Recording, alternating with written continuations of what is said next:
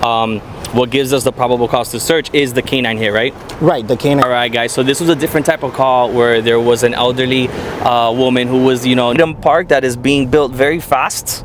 Every time I pass by, it looks like now 13 years in. What is your favorite part about the job? I would say it's getting to a call and you're helping or guiding this person to the correct answer. So we're about to back up with rescue about someone having, I guess, a crisis.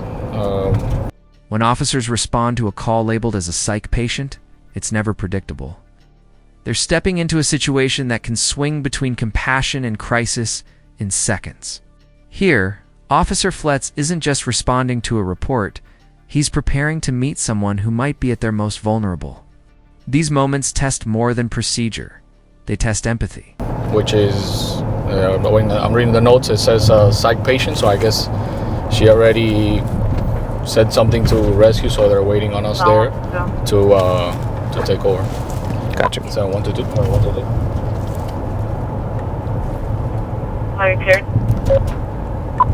That's good, so we're What we just saw is policing at its purest, not confrontation, but connection.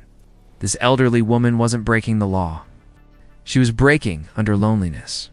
Notice how Officer Herrera reads her body language, changes tone, and earns trust.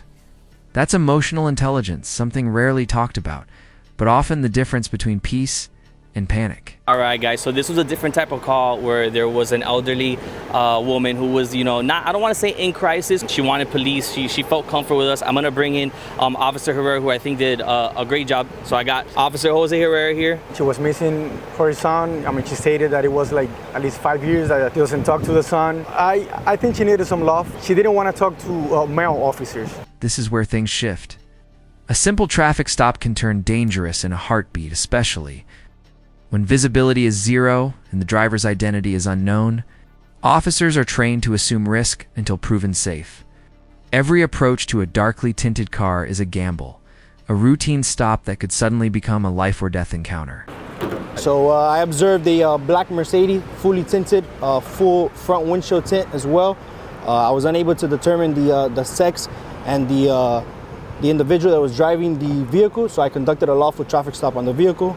Made contact with the driver, who provided all his documentation, and upon FCIC, NCIC search of the driver's history, it revealed that his driver's license was suspended. When the K9 unit signals, that's probable cause, legally granting officers the right to search. It's a pivotal moment. Combine that with a loaded firearm in plain view, and this stop instantly escalates from civil violation to potential criminal offense. The officers stay calm, methodical, but make no mistake, their adrenaline is spiking.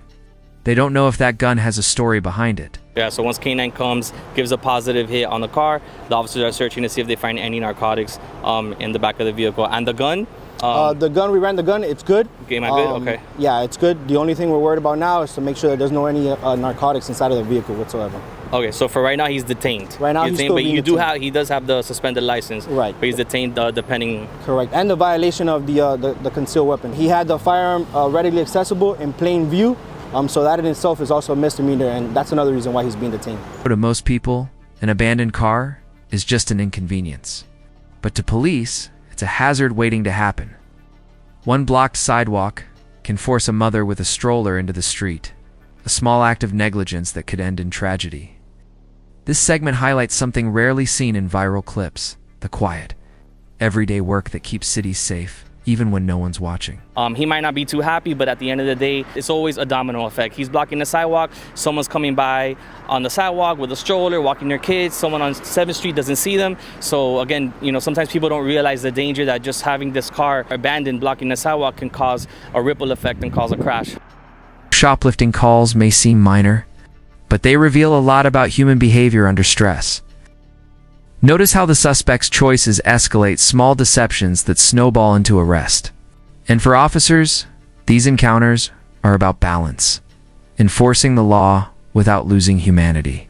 Question for you: would you call this a desperate mistake or a deliberate crime? So, this ride-along showed every side of policing, from mental health calls to dangerous stops. to community service and accountability. It's not all action. It's judgment, patience, and restraint. The badge carries more than authority, it carries stories like these.